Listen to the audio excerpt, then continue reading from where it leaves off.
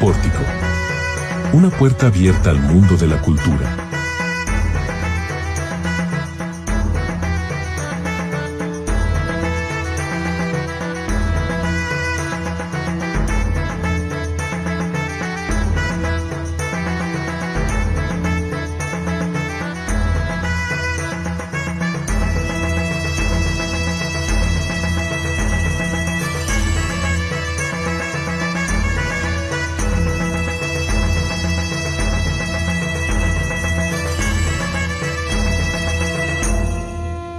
Buenas tardes, estamos aquí en el programa Pórtico, una puerta abierta al mundo de la cultura, aquí en la Casa Dos Madres, en la calle Benito Juárez, aquí en el número 103 de Sayula, Jalisco, en la casa del arquitecto Francisco Orozco, uno de los arquitectos emblemáticos de esta provincia, reconocida como una provincia de gran arquitectura, de gran cultura, y sobre todo para entrevistar aquí al cronista licenciado Rodrigo Sánchez Sosa, quien fue cronista desde el 2017, para poder hablar de los 500 años de la conquista de estas tierras, sobre todo aquí en Sayula, Jalisco. Muy buenas tardes. Buenas tardes, buenas tardes. Gracias por recibirnos aquí en esta emblemática casa de Francisco Orozco. ¿Nos puedes comentar alguna breve reseña de este gran artista? Sí, cómo no. En el tiempo de la colonia estaríamos en los límites de lo que sería la ciudad española. Es decir, de esta casa que está en la esquina de la avenida Juárez y la avenida Daniel Larios, terminaría el Sayula español, en aquel entonces el que estaba edificado, y aquí empezarían una serie de tierras o terrenos de los colonos. La familia de Francisco Orozco es uno de los primeros colonizadores de aquí de Sayula, que serían los Bobadilla, los Camberos y los Bobadilla. Entonces la casa en la que estamos está en la propiedad de la familia de Francisco, pues prácticamente por casi 400 años. Entonces la construcción que recordamos todos aquí en Sayula, pues es más o menos de la segunda mitad del siglo XIX. Ya Francisco la renueva para el año 2017 y hace esta finca donde estamos platicando, que pues es una finca muy bonita con algunas influencias de Luis Barragán, del arquitecto Luis Barragán. Exacto. Como podrán ver en las tomas luego. Porque vamos a tratar de ver que Luis Barragán, tanto como Francisco Orozco, rescatan la añoranza o una nostalgia del pasado. Es decir, tratan de integrar al mundo moderno, no lo que viene siendo las grandes vanguardias, sino de un regreso a las estructuras de esas casas, de esas grandes casas que fueron aquí la gran riqueza de la arquitectura, sobre todo por, como pueden ver, los portales en Sayula, una gran estética, el kiosco, todo lo que ha sido construido aquí en el sur de Jalisco, pues tiene esa remembranza del pasado. Y así como Luis Barragán, creo que en la obra de Francisco Orozco se halla ese retorno sensible al pasado, ¿no? A los recuerdos de las casas de nuestros ancestros. Luis Barragán como Rafael Ursúa van a ser los que inician lo que sería la Escuela Tapatía de Arquitectura en el siglo pasado, más o menos a mediados del siglo pasado.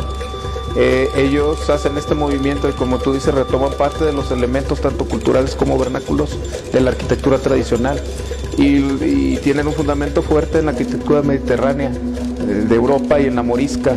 Entonces sus construcciones pues son austeras, como las haciendas de abaleñas, se llamaban entonces las haciendas de lo que ahora conocemos como el sur de Jalisco, y tienen algunos elementos de tanto árabes como del Mediterráneo. Y hay muchos ejemplos, pues, no nada más en Sayula, también los hay en Ciudad Guzmán, en Zacualco, elementos de este tipo, que más o menos entre los años 40 y 50 se puso esta arquitectura como de moda. Pero Francisco retoma la escuela de Luis Barragán, no copiándola, sino integrándola a su propio estilo, y nos da pues lo que yo le he dicho a Francisco, al arquitecto Francisco Orozco, le he dicho, es un patrimonio, la casa de Francisco Orozco, Dos Madres, es uno de los del patrimonio contemporáneo de Sayula. Es decir, en 50 años esta casa va a ser reconocida por su diseño arquitectónico innovador, que ya ha sido reconocida pues en otros lugares, por ejemplo el TEC de Monterrey, el ITESO. Entonces muchas personas vienen y la conocen. Entonces esta es la historia en la que podría enmarcar, o la que se está marcando esta plática que tenemos con ustedes. Claro, y como nos comenta, fue remodelada en el 2017, justamente en el centenario de Juan Rulfo. Como reconocerán, el arquitecto Francisco Orozco. Por último, me gustaría reconocer su obra, hasta ahora pues uno de los grandes proyectos que se pueden reconocer aquí en Sayula, el Páramo, ¿no? Una obra, un centro cultural de gran innovación, puesto que rescata la literatura combinada con la arquitectura, es decir, con esos niveles de infraterrenales en los cuales nos hablan de esa novela de Pedro Páramo cuando desciende pues al inframundo. Y creo que un centro cultural como el Páramo no puede más que ser ahorita mencionado por esa gran dedicación a la obra de Juan Rulfo y sobre todo a la arquitectura. Así es. Esta obra de Francisco Orozco y conmemoraría los 100 años de Rulfo aquí en Sayula, un apoyo federal y un apoyo estatal por parte de Secretaría de Cultura Federal y del Estado. Era, como tú dices, iba a ser un museo subterráneo, iba a tener 2 rampas de acceso al subsuelo que medían más o menos 5 metros, tú ibas bajando 5 metros y la idea del arquitecto es de que sintieras como que te van enterrando, ¿no? Y abajo iba a haber una sala de introspección, nada más, donde te podías sentar para meditar, y iba a haber algunas alusiones a la obra de Rulfo, tanto como a Rulfo. Esta sería la parte subterránea. Arriba iba a haber 2 jardines, uno verde y uno más como desértico, separados por una barda, en cuya mitad que comunicaba estos 2 jardines iba a haber una puerta con la estatura exacta de Juan Rulfo, que medía unos 72. Y iba a haber luego un tercer nivel que ibas a subir por una especie de rampa que hacía como algunas vueltas, que trataba de hacer una metáfora de la Cuesta de las Comadres de Rulfo, para llegar ya a una terraza donde ibas a ver pues toda la plaza de armas de Sayula junto con los portales. Lamentablemente esta obra pues fue demolida por el ayuntamiento anterior, que bueno, prácticamente es el mismo que ahora, porque se reeligió. Y lamentablemente pues esta obra se perdió en su totalidad, fue demolida. Estaba inspirada, estos jardines estaban inspirados como tú dices, en la literatura, en la obra en la literatura y también en la plástica, en este caso la obra del Bosco, ¿no? Entonces era una obra muy ambiciosa del arquitecto, que fue reconocida, y hasta ahorita se siguen estudiando sus planos, por lo innovador que era esta propuesta que tuvo. Lamentablemente pues políticamente no se pudo lograr y terminó demolida el Páramo, el Centro Cultural del Páramo.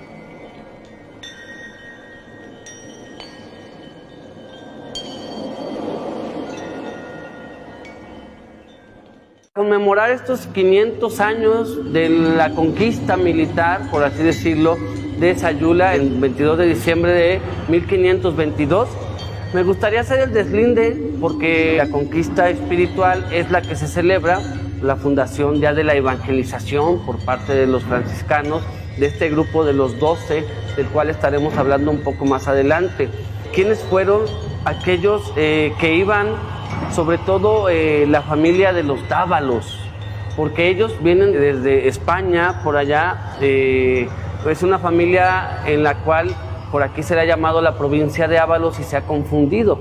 Tenemos por un lado a Hernando Saavedra de Ábalos o Ábalos, Alonso de Ábalos, pues que se malinterpreta de Ábalos, Dávalos, Ábalos, y Juan de Ábalos, que eran parientes muy cercanos, se piensa primos de Hernán Cortés, pero esta familia Dávalos también fungió en grandes, eran nobles, de caballeros, de grandes valores, sobre todo en las conquistas que llevaron. Aquí en el sur de Jalisco pues tenemos el nombre de estos tres y pues se piensa que la provincia de Ábalos es por Alonso de Ábalos, pero él llega en 1523, 23, entonces ya llega cuando ya había sido conquistado. Entonces vamos a comenzar para ti, cómo fue este inicio o los antecedentes de la conquista de Saulán. Sí, bueno, mira, los Dávalos, o de apóstrofe Ábalos, es un apellido de la península itálica en Europa, que pasa luego a la península ibérica y se castellaniza como Ábalos. El primero, bueno, ellos son de la región de Badajoz, de la ciudad de Medellín. Son primos, hermanos de Hernán Cortés. La mamá de ellos es pariente consanguínea de Hernán Cortés. Entonces, en ese tiempo, si recordamos, la parte sur de España, del Mediterráneo, pues estaba invadida antes de la 1492, antes del descubrimiento de América, estaba tomada tenía 800 años los árabes ahí. Fueron los reyes católicos los que sacan a los árabes. Pero esa región durante 800 años tuvo una economía de guerra, es decir, la gente se dedicaba a pelearle la tierra a los moros, de repente se les metían, luego se les metían ellos. Es lo que ellos llamaban ciudades extremeñas, ¿verdad? Cerca de allá de Sierra Maestra. Entonces, la mayoría de las personas que vivían ahí eran personas que estaban acostumbradas a la guerra, digamos que vivían de la economía de guerra, porque estuvieron siempre en guerra con los moros. Cuando en 1492 los reyes católicos sacan a los moros, esta gente se queda sin trabajo. Entonces la conquista de América, o el descubrimiento de América, pues les viene como anillo al dedo, porque digamos eso era una forma de salvar su economía. Y se empiezan a venir a América, como ahorita nosotros nos vamos a Estados Unidos, para poder sobrellevarle el asunto de que ya se acabó la guerra y empezaban a escasear pues las formas de vivir en lo que era la Extremadura. Primero llega Hernando, que suponemos, porque por ahí lo menciona vagamente Sahagún. Hay una carta de Cortés a él donde se comprueba que su primo se lo lleva a Hernando, se lo lleva allá a Honduras, allá es donde muere, hay una encomienda y allá muere él. Sí, porque fíjate que llega por Cuba y justamente mueren ahí. Hay una punta en Cuba que se llama la punta de Dávalos, la punta Dávalos, porque ahí murieron uno de los familiares de los tres hermanos Dávalos, no sé. Y justamente son los que llegan a apoyar a Cristóbal de Olid y a Hernán Cortés para el último recorrido hasta Honduras, como tú lo has manejado muy bien. Son varios hermanos, es Hernando, luego llega, en 1523 llega Alonso, luego llega Juan y luego llegan otros más. Llega otro Alonso, que es sobrino de Alonso, y ahí ya se hace una diferencia, Alonso el viejo y el joven, y el joven no era su hijo, era su sobrino. Después Alonso va a tener un hijo, pero del que hablamos es entonces son los primeros Dávalos que llegan aquí.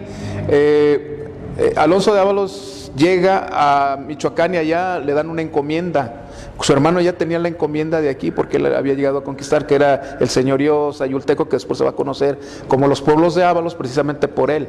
Pero en aquel entonces las personas podían usar el apellido del papá o de la mamá indiferentemente como les conviniera, porque eran cuestiones de o sea, se basaba en cuestiones nobiliarias. Entonces, si tu mamá tenía como más más renombre, lo usabas. Era como cuestión política también, ¿no? Porque sí, que era importante. Y justamente creo que aquí vamos a empezar a desmitificar uno de los puntos, que Alonso de Ábalos llegó en 1523, pero entonces aquí ya había sido la conquista de Sayula en 1522, y de esto vamos a hablar en nuestra siguiente sección para comentar por qué Sayula cumple en esta fecha de diciembre que estamos aquí celebrando aquí en esta emblemática centro arquitectónico, poder hablar de los 500 años de la conquista de Sayula, ¿verdad? Muy bien, pues vamos a dar paso a esta plática, a esta charla con el cronista oficial de Sayula aquí, el licenciado Rodrigo Sánchez Sosa, a quien damos también un gran reconocimiento por sus investigaciones. Vamos a empezar en esta búsqueda de los antecedentes de la conquista. Por un lado tenemos pues que ganada una vez la batalla en Tenochtitlan, la gran Tenochtitlan, ¿verdad?, donde estaba Moctezuma y luego quedó Cuauhtémoc, pues justamente los españoles, los conquistadores, Pedro de Alvarado irá para Oaxaca, irán otros, Gonzalo de Saavedra, ¿verdad?, también irá a esos lugares del sur. Pero acá, en las relaciones de Michoacán, tenemos a 3, 4 grandes aventureros que conocieron una vez que se rindió, o también, según tengo yo entendido, el Calzoncin fue a rendirles tributo, ¿verdad?, a los españoles de manera pacífica, dándoles una ruta muy interesante por la cual llegaron los primeros conquistadores. Cristóbal de Olid, tenemos Juan Rodríguez de Villafuerte, tendremos a Hernando Saavedra, tendremos a otros más que llegarán en búsqueda de la Mar del Sur. Por las grandes riquezas que se tenían conocimientos de que el imperio purépecha tenía más riquezas que todavía que la gran Tenochtitlan. Y es que en verdad, si conocemos la forma de este imperio, pues dominaba cerca de una gran parte del occidente mexicano, que no tiene nada que ver con la delimitación, los límites que ahora conocemos como el estado de Jalisco. Era Jalisco, Colima, Michoacán, por ahí, hasta que llegaron también aquí a toparse con el rey Colimán. Entonces, de ahí me gustaría que comenzáramos con esta empresa de estos grandes, pues ahora sí que nautas, de cómo fue la conquista, cómo fue que llegaron en estos primeros años después de la conquista. Ok, muy bien. Después de la toma de Tenochtitlan, la ambición de los españoles fue el oro. Entonces, pues ya sabes, ¿no?, que se perdió el tesoro de Moctezuma y eso. Entonces ellos dicen, bueno, el tesoro, pero las minas, ¿dónde están? Empieza la especulación si estaban en el sur, estaban en el norte o estaban hacia el occidente. Entonces Cortés manda con indígenas guías a algunos de sus capitanes a buscar estas minas. Unos de ellos van hacia Michoacán, hacia el reino purépecha, pero hay que recordar que los purépechas nunca fueron conquistados por los mexicas o aztecas, como la gente los conoce. Había una frontera que siempre estaba cuidada por los 2 ejércitos. Al mismo tiempo, los purépechas que estaban en Michoacán tenían fronteras con los tecos o con los colimotes, que tampoco lo pudieron, eran también muy aguerridos y no los pudieron de todo conquistar. En el caso del señorío de Sayula, que lo hacía fuerte no tanto el poderío militar, sino su capacidad de mercado. Ellos tenían las salinas de lo que es la playa de Sayula, esta cuenca endorreica que está aquí a un lado de donde estamos. Ellos fabricaban sal y era un producto muy codiciado en aquel entonces. era más codiciado que la sal que se extraía del mar, la que se extraía de salinas como las de Sayula. De hecho, esto desde tiempos inmemorables, allá por el tiempo en que Teuchitlán estuvo en sus apogeos, allá que ahorita conocemos como Huachimontones, le permitió a los indígenas del señorío sayulteco comerciar en el preclásico tardío con el señorío de Sayula. Entonces el señorío de Sayula era no una potencia militar, sino económica. Entonces tenemos estas tres áreas: el señorío de Sayula, que era la cuenca, que llegaba hasta Chapala y era pues todo lo que ahora conocemos como el sur de Jalisco. Teníamos a los purépechas que llegaban, las fronteras estaban hasta casi las faldas del volcán, incluyendo a lo que era Zapotlán el Grande, que estaba gobernado por un gobernante purépecha. Y bueno, tenían sus fronteras con los colimotes, eran la otra frontera. Entonces ahí tenemos las tres. Entonces viene primero una expedición y no regresa.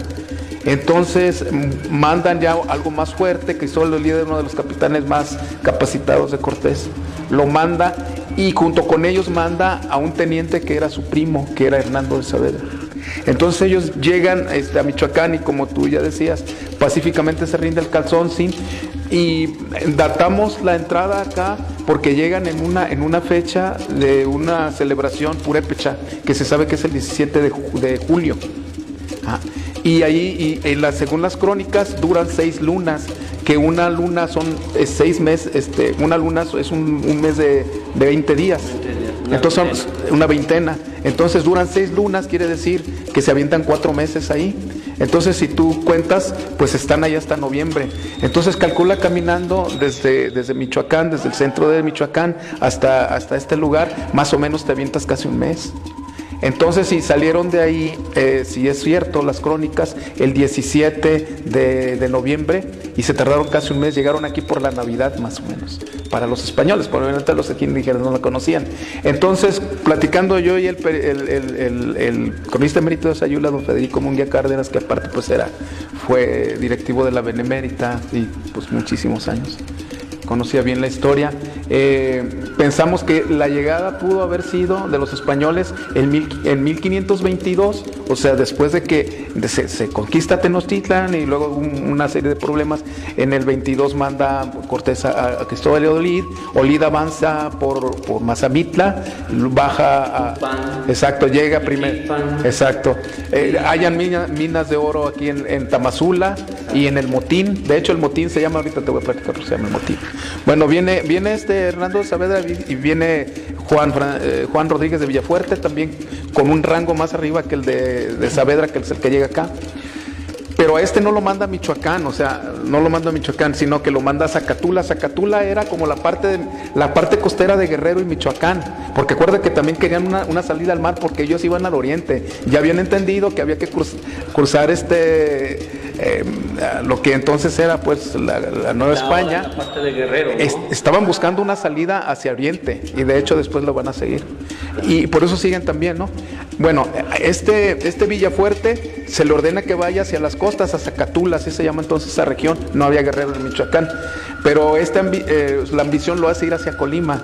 Pero lo derrotan los tecos, sí, casi le matan a todos. Él huye hacia Zacatula, donde ya tenían algunas bases, y Cortés se enoja muchísimo y lo toma como un motín, porque no se le había ordenado que fuera para allá.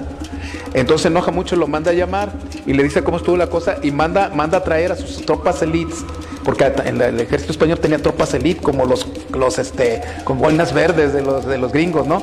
Que estaban al mando, estaban por allá en Veracruz y estaban al mando de Gonzalo de Sandoval, y los hace venir a marchas forzadas. Quiero que me tomen ahí porque ya habían tomado Michoacán, que estuvo de origen. Quiero que me tomen Colima. No, y vienen a marchas forzadas. Estamos hablando ya por ahí de diciembre, terminándose 1522, ¿verdad? Entonces Cristóbal de Olid se queda en Michoacán, manda a este señor Saavedra a Tamazula y a Motines, que es el lugar como donde este señor desobedeció las órdenes de Cortés por motines, ¿no? No sé si existe todavía, no, creo que sí existe, Sí. pero entonces se llamaba motines. Entonces lo manda para acá y luego le manda que avance hacia lo que ahora conocemos el sur de Jalisco. Ya tenían tomado Zapotlán como Tamazula, entonces empieza a avanzar por lo que es San Andrés Ixtlán ahora, San Sebastián, y luego baja la cuesta de Sayula, que eran unas barrancas, y llega al terreno que era Matitlán, que no era parte de Sayula, sino de otro pueblo que estaba subyugado por Sayula, que era Usmajac o Usumachac. Eso lo dice el padre Arriola. No, eso lo leí del padre Arriola. Entonces ellos llegan a esos terrenos donde ahorita está la hacienda de Matitlán. Llegan a esos terrenos y avanzan hacia Sayula, en el lugar que ahorita se conoce como Santa Inés, donde era el centro cívico ceremonial de Santa Inés, que era la cabeza de todo el señorío de Saulán, que significa pues lugar de moscas o moscos, no está muy bien definido. Por Soyomot o Sauli, mosca, no está muy bien definido, aparte de que el sayulteco era un protonáhuatl, no era náhuatl del Valle Central. De hecho, los frailes y los españoles no se pueden comunicar con los indígenas de aquí porque si hablan náhuatl, pero el náhuatl que hablan aquí no es un náhuatl, ellos decían pues corrompido, no sé cómo tenía un nombre, no recuerdo ahorita en la colonia. Bueno, entonces este señorío llegaba hasta Cocula, Chapala. ¿Puedes decir eso? ¿Hasta dónde llegaba el señorío? Sí, el señorío hacia el norte abarcaba hasta Cocula, parte de Chapala, Jocotepec, Jala, todo eso. Dicen que cerca de 6,000 kilómetros cuadrados, ¿no? Sí.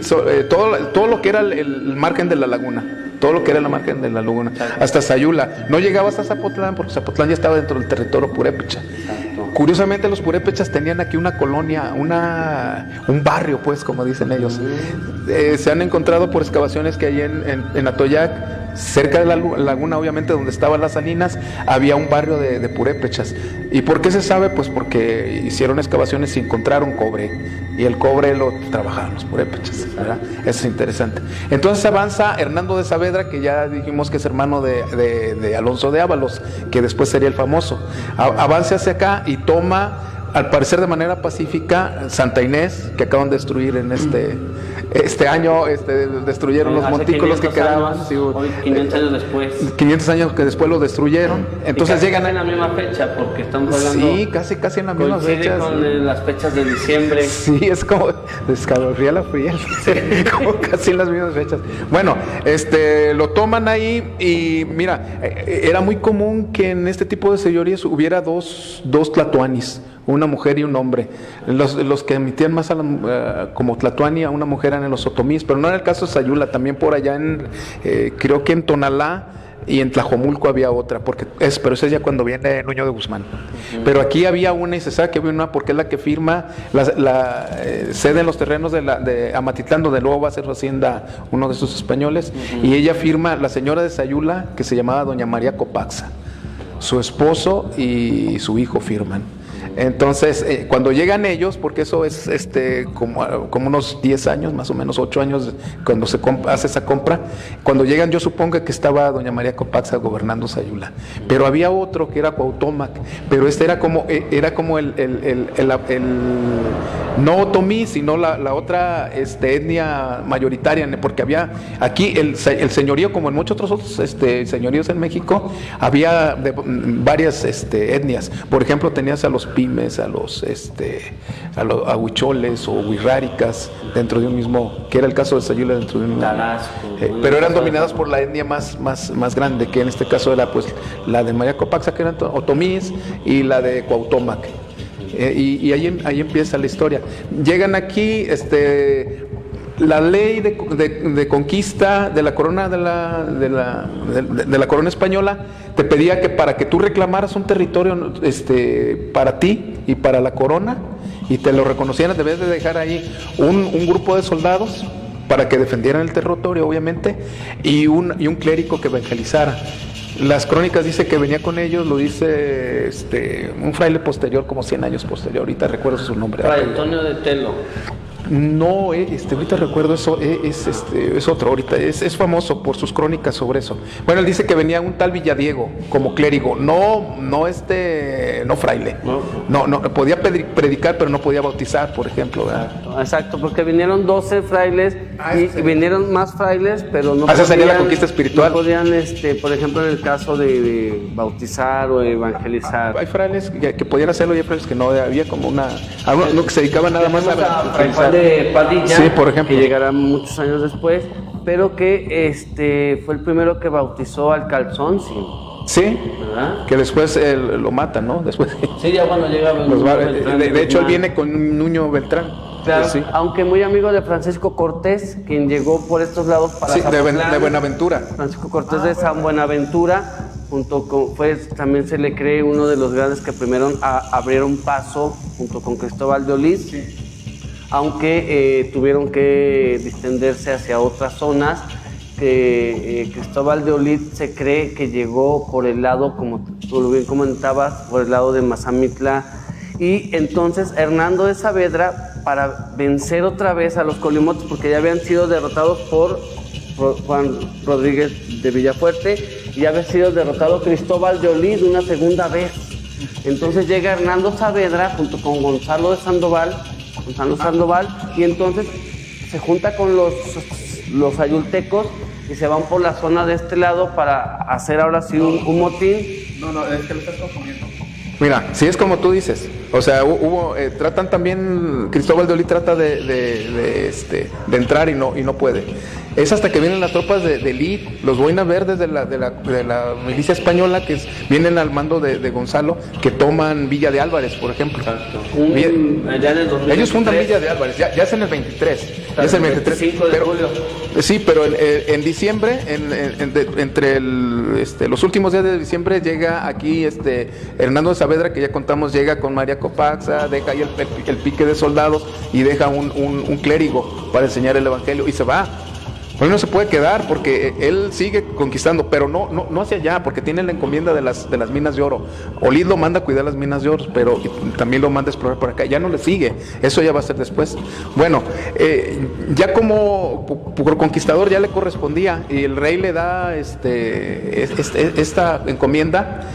Atrás, con Cortés de Buenaventura, viene Alonso de Ábalos como un teniente también, y le dan, como es primo de Cortés, todo eso. Sauer lo dice, no lo digo yo, el historiador Sauer tiene un apartado sobre él, sobre Alonso de Ábalos. Dice que, y hay papeles sobre eso, o sea, historiografía. Le dan una encomienda, o sea, indios y tierras en Michoacán, pero él pues, está joven y entonces él es ambicioso. Los jóvenes llegan y le dan encomienda y dicen, no, pues espérame, voy a ver si hay algo mejor, ¿verdad? Más para allá. Pues ¿qué vas a buscar? Pues vas a buscar las míticas Amazonas, la ciudad de oro, ¿verdad? No te conformas con una provincia así a medio, y luego con los indios encima, siempre a ver cuándo te brincan y te tumban, ¿verdad? Entonces, él prefiere venirse con San Buenaventura, que tú sabes que empieza a avanzar hacia allá, hacia lo que es Nayarit y Culiacán y todo eso. Exacto. Él decía que había conquistado Jalisco, pero no sabíamos porque pues todavía no estaba ni siquiera Guadalajara, por ejemplo, fue conquistado hasta 1524, 25. Sí, platicamos de eso. Fíjate que avanza San Buenaventura y va dejando lo mismo, pues, o sea, dejas soldados, dejas un clérigo, o por lo menos que aquí es de nosotros. Pero en este inter, te digo, antes de que se dé esto de la toma en 1523 de Colima, como se regresa a Saavedra, se dice que los indios pacíficos de Sayula y todo eso, pero se pierde, o sea, los indios se rebelan. Entonces los soldados y el clérigo regresan a Michoacán, huyen a Michoacán. Como no hay documentos, no podemos saber si un día se fueron francos y dejaron, y ya cuando quisieron volver ya no pudieron, o sea, dejaron el Sayula solo, y lo volvieron a tomar los originales, los dueños originales. La cosa es de que Sayula estaba en rebeldía. Cuando viene ¿cómo se llama? Cortés debe estar en Buenaventura con Alonso de Ábalos y vienen sobre Colima, tratan de hacer una pinza que es más o menos, o sea, Ábalos les va a llegar por el norte, por allá les van por Zacatula, ya pegado a la costa les va a llegar Sandoval, y Olid les va a llegar por este lado por la barranca de Atenquique, por todo eso. Están haciendo, pero en una carta al rey, que hay documentos, Alonso de Ábalos dice que él no es el conquistador de los pueblos de Ábalos, él dice que él es el pacificador, los mete otra vez al orden. Es decir, lo que su hermano ya había hecho bien y lo reafirma. Y luego pues ya se sigue con este señor, con Francisco, se van, Cortés de Buenaventura, se van aquí aquí por Cihuatlán, todo eso. Hasta por la Sierra de Amula, que podemos decir Autlán, sí. Toda esa parte también llegan por Autlán. Y ellos siguen también. De hecho, también le dan la provincia de Amula a él, pero pues él muere ya para esos años la provincia de Amula se había expandido a como era el señorío sayulteca. Se expande hasta Chapala, se expande por acá por Zacualco, la provincia de Ábalos. Ya cuando llegan Alonso de Ábalos se expande esta provincia. A la muerte de Saavedra, la parte norte queda a cabeza del rey, es decir, la reclama la corona, y la parte sur se la dan al hermano Alonso de Ábalos, y se llega a todos se le llega a conocer como los pueblos de Ábalos. Exacto. Y entonces él se vuelve como un príncipe, pero él llega aquí como un teniente, no llega como un gran señor y como eso es parte del mito. Del mito, ¿verdad? Del mito popular. Pues hasta aquí esa primera parte que vamos a ir trabajando más. Como podemos ver, aquí todavía tenemos algunos de estos fragmentos que nos hablan de las múltiples batallas, la famosa guerra del Salitre, ¿verdad? Antigua guerra en la cual también nos hablan que eran pueblos también guerreros, ¿verdad? Y vamos a tratar de desmitificar, porque se hablaba de Colima, Jalisco y bueno, aquí tenemos ya Nayarit, Colima, Jalisco, Michoacán, eran parte ya de un mismo. A veces Zapotlán le rendía culto a los tarascos, a veces al rey Colimán, dependiendo las guerras.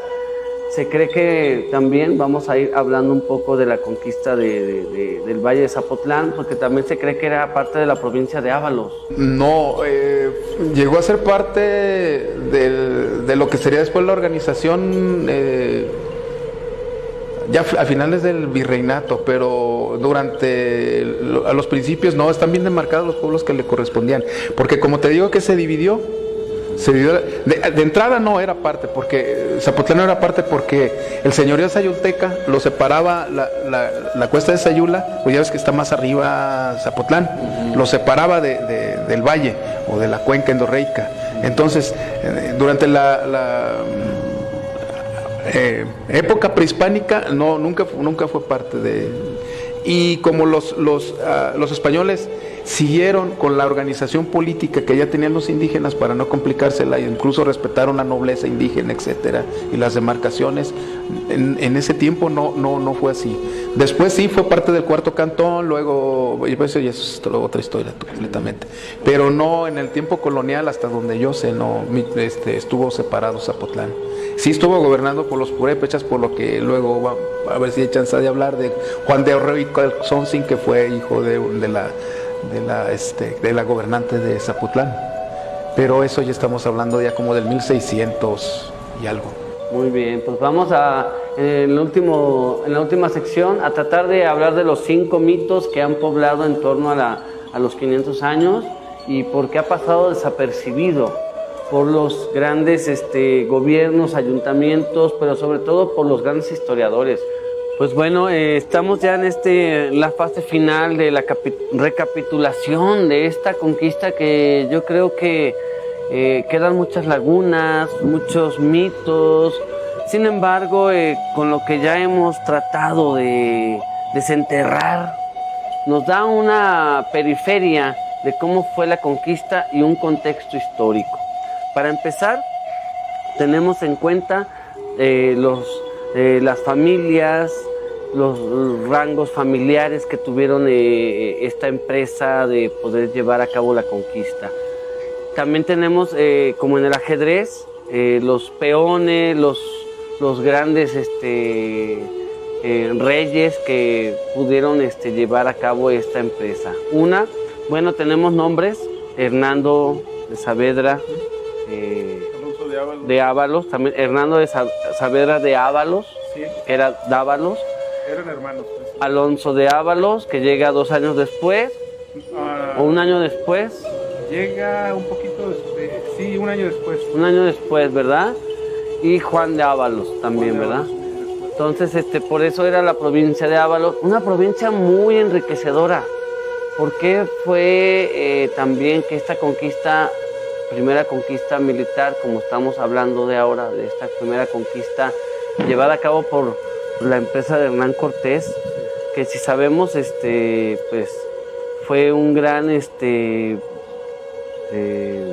terrateniente que supo dirigir sus huestes hacia muchos lugares. Después llegarán los franciscanos.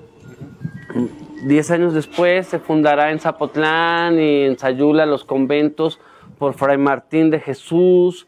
Tenemos a Fray Miguel de Bolonia, tenemos a Fray Juan de Padilla, tenemos a Fray Juan de Vadillo o Badío o Badiano, no sé, tenía muchos nombres porque era francés. Tenemos a esos 12 franciscanos que vienen a impartir la evangelización pacífica y sobre todo encontraron en estos pueblos una gran riqueza, ¿no? Fundaron justamente las pastorelas, evangelizaron con música. En Zapotlán se reconoce la primer casa de música del occidente mexicano, ¿verdad? Quien trajo a un músico, Juan Montes, un Kapellmeister, que nos enseñó y nos trajo y rescató muchas de las danzas que ahora pues son parte. Entonces, dentro de estos 500 años que hoy, en este mes de diciembre, estamos aquí celebrando, conmemorando también, porque pues la injusticia de nuestros pueblos también tiene que ver con la gran riqueza del mestizaje. Ahora bien, recapitulando lo que ya habíamos platicado, licenciado Rodrigo Sánchez Sosa, que ha tenido a muy bien traernos también documentos que más adelante vamos a mostrar. Nos gustaría ver cómo fue final y cómo quedó entonces la conquista, cómo se fechó y quiénes fueron los que llegaron a conquistar este gran señorío sayulteco. Bueno, como ya dijimos, llega Saavedra, Hernando de Saavedra. Posteriormente va a tomar su hermano por las circunstancias políticas que se dan. Él es llamado por Cortés para conquistar Honduras, se queda su hermano aquí, él muere allá.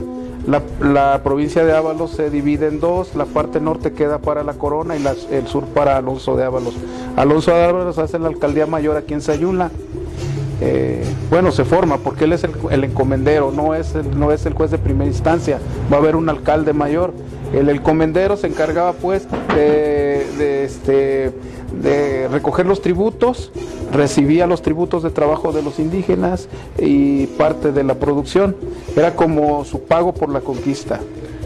Según tengo entendido, le pagaba la mitad a la encomienda de Cortés y Alonso de Ábalos se quedaba con la mitad. Sí, pero había un quinto para el rey, se llamaba el quinto real. El 5% de lo que se recaudaba iba directamente a España y el otro se lo repartía el encomendero y tenía que pagar pues, sus tributos a la Audiencia de México. Claro. Porque hay que dejar claro que es Hernán Cortés el que conquista estas tierras a través de sus familiares, que eran Alonso y Hernando, y entonces era su área de influencia política de Hernán Cortés, porque va a tener enemigos, como ahorita vamos a hablar de Nuño de Guzmán. Entonces esta parte del sur de Jalisco, junto con Colima y Michoacán, eran parte de la influencia política de Hernán Cortés y sus familiares detentaban el poder. Entonces así quedó consolidado, ¿no? Queda aquí como encomendero Alonso de Ábalos, se llama un alcalde mayor y Sayula viene a ser la capital de la provincia después sería en 1556 la provincia de Ábalos, porque en un principio serían nada más los pueblos de Ábalos. ¿Por qué? Bueno, para que las personas entiendan ahorita y podamos trasladarlo a la época, provincias serían como los estados ahorita, o sea, el estado de Jalisco. Entonces, la colonia, la de Nueva España, estaba dividida en provincias, ¿verdad? Para manejarse políticamente. Entonces, cada provincia, como cada estado ahora, tenía una capital. En el caso de la provincia de Ábalos, que eran antes los pueblos de Ábalos, antes de recibir esta como oficialización, era la provincia de Ábalos con alcaldía mayor en Sayula de la Nueva España, de la Audiencia de México.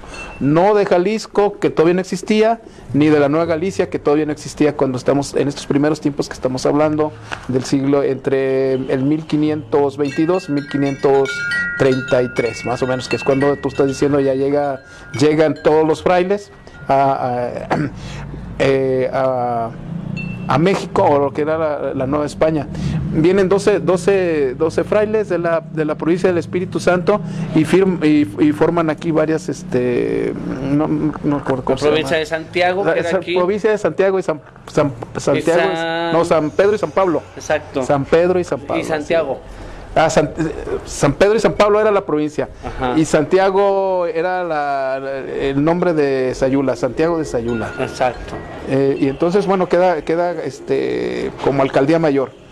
Y primeramente en Santa Inés, y para poner en claro esto. ¿Cómo se cambió la sede, verdad? Sí, dice, porque hay dos fundaciones de Sayula. Hay una primera fundación cuando llegan los españoles, obviamente pues fundan el asentamiento español. Exacto. Y le nombran Sayula tal cual, porque hay documentos en el primer convento franciscano en Ciudad de Guzmán, hay documentos de personas que se van a bautizar de Sayula.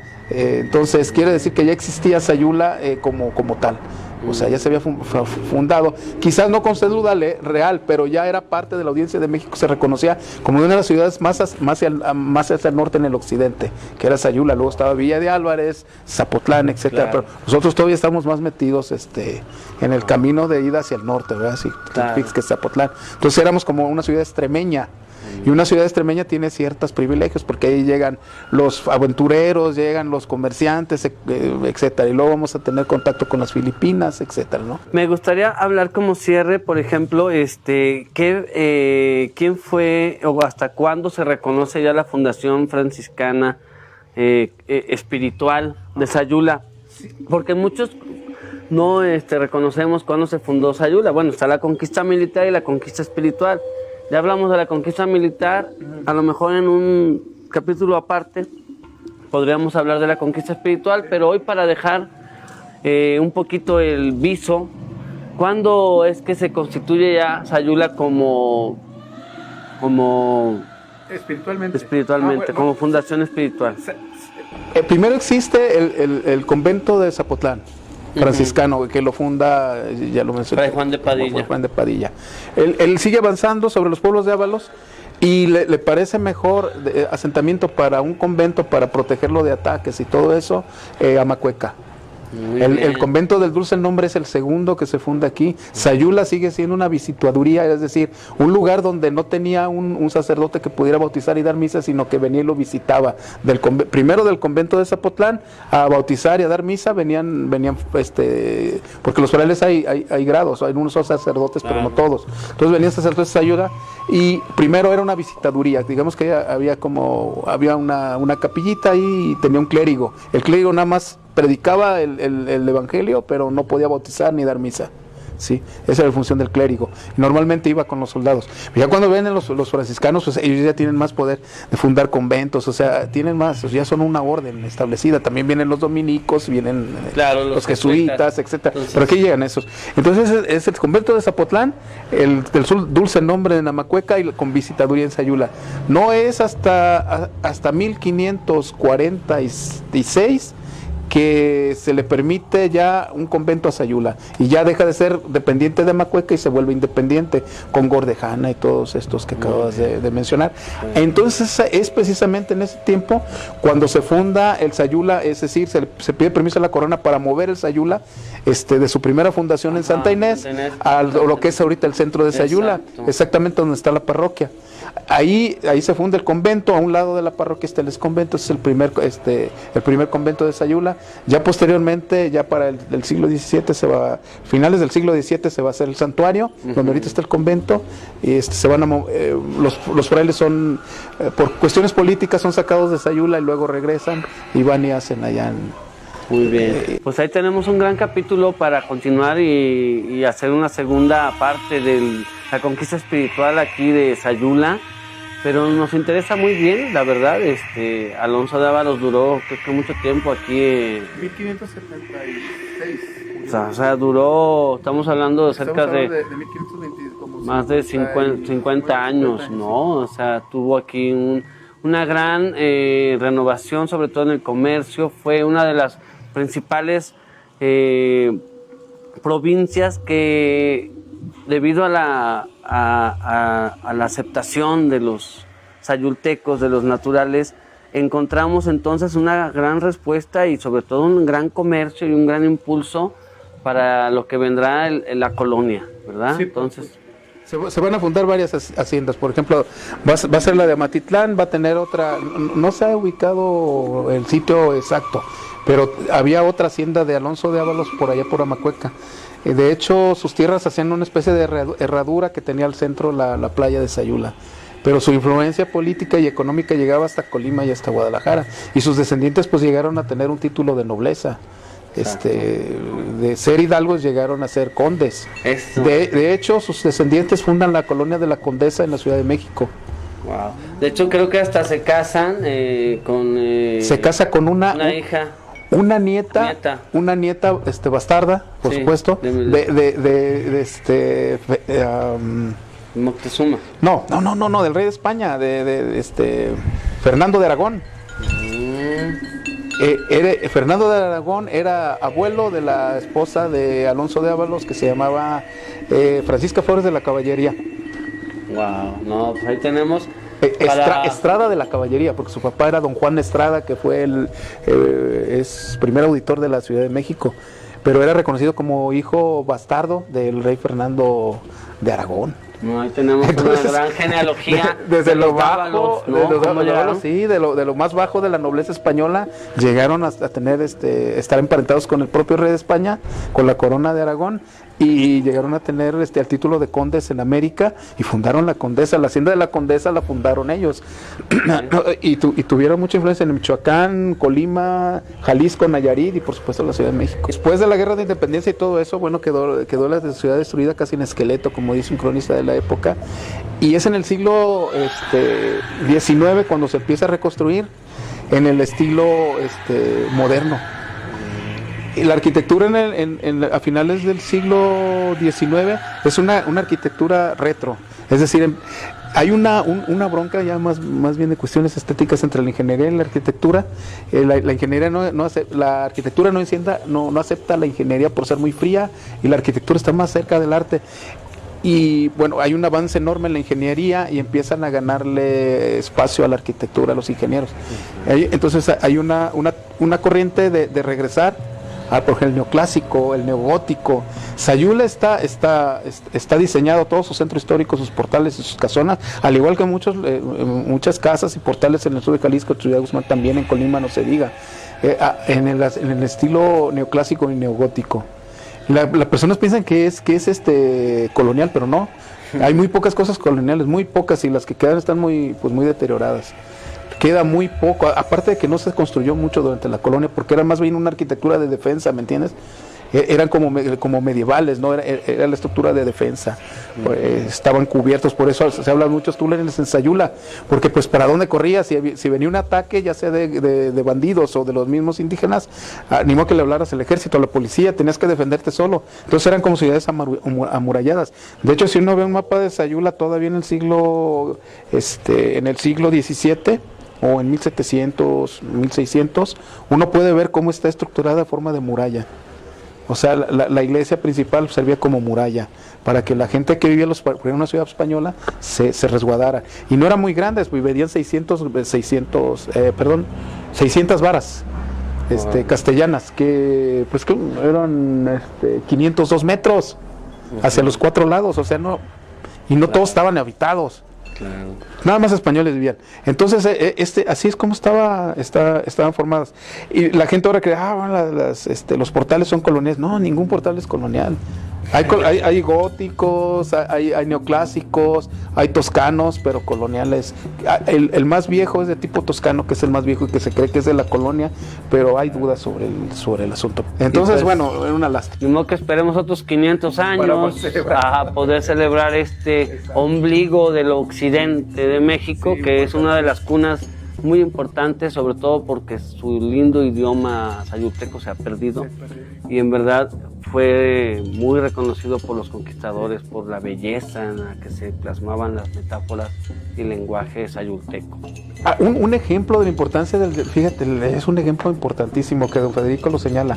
Hay un cerro en Michoacán, en la sede del poder indígena de Michoacán en aquel entonces, cuyo nombre está en sayulteco. Y las relaciones de Michoacán así lo nombran. El cerro, no, ahorita no recuerdo cómo.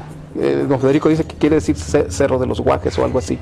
Pero las crónicas de ese tiempo, las relaciones de ese tiempo del siglo XVI, dicen, ese cerro en el centro del poder de los purépechas, que no es poca cosa, le dicen cuyo nombre sayulteco es este. No estaba en purépecha el nombre, tenía un nombre sayulteco.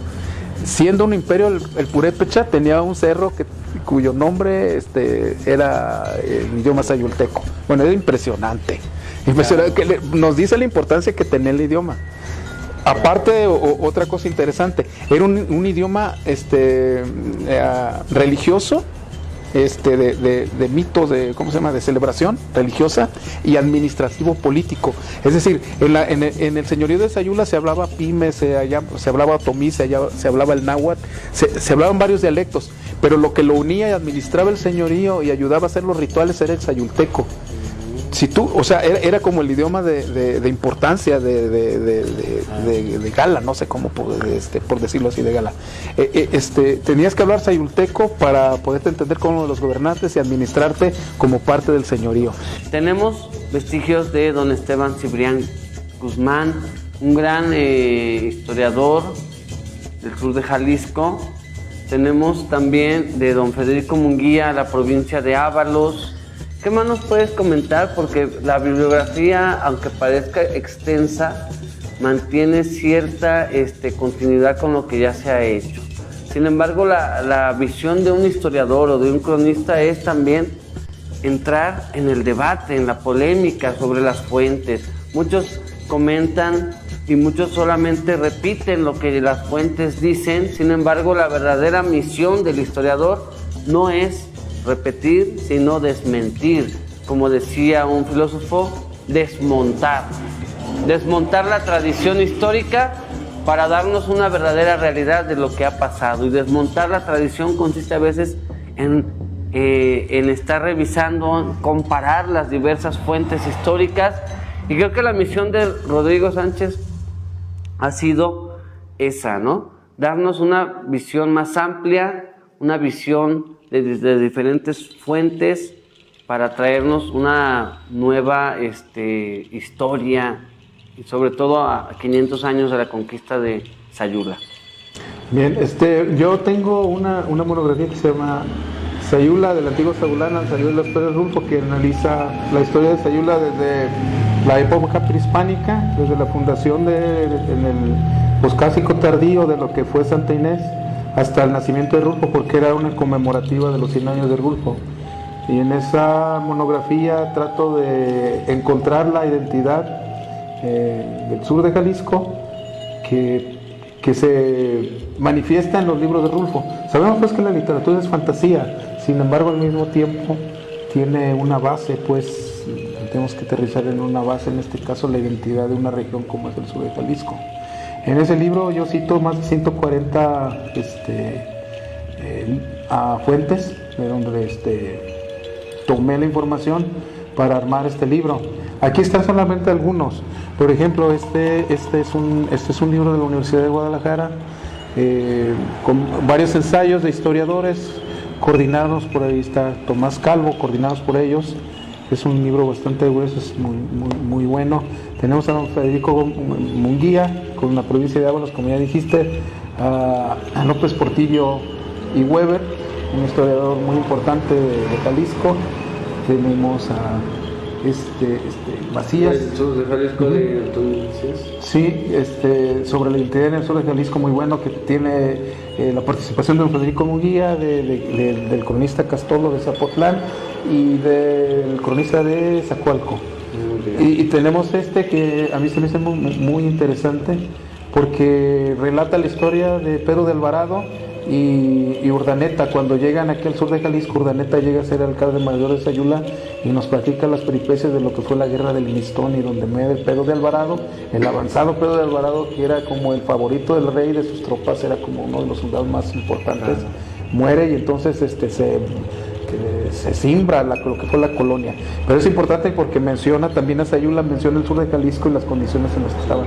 Entonces, de todos estos libros, también el padre Arrola, los que tú mencionas, vamos haciendo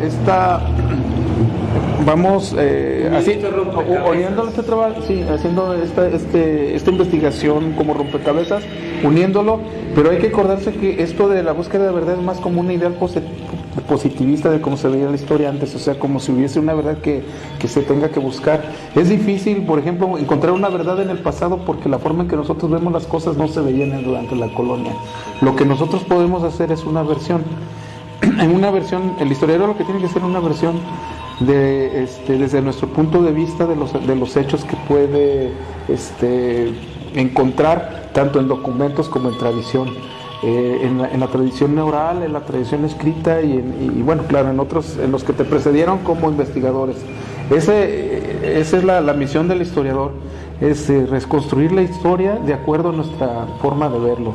Nuestra forma de ver ahora las cosas podría interpretar cosas que no existieron. Por ejemplo, yo en el libro que escribí estaba tratando de encontrar, o quise encontrar si había cómo se manejaba esto de las gobernantes indígenas. ¿Por qué los otomíes, como te dije hace rato, tenían gobernantes y mujeres, ¿no? Porque eran importantes y porque luego la tradición se hizo más machista, más cerrada hacia las mujeres. No lo logré porque pues el libro es muy amplio, pero por ahí tocó un poquito cuando hablo de María Copaxa, como ya dijimos que era la gobernante de Sayula cuando llegaron en 1522 los españoles aquí. Toco un poquito por qué tenía un esposo más joven, por qué su hijo y su esposo, que eran casi de la edad, ella era una señora ya grande, ya por los 40 años. Tratando de explicar por qué los otomíes veían diferente a las mujeres, pero no tengo tiempo de hacer eso.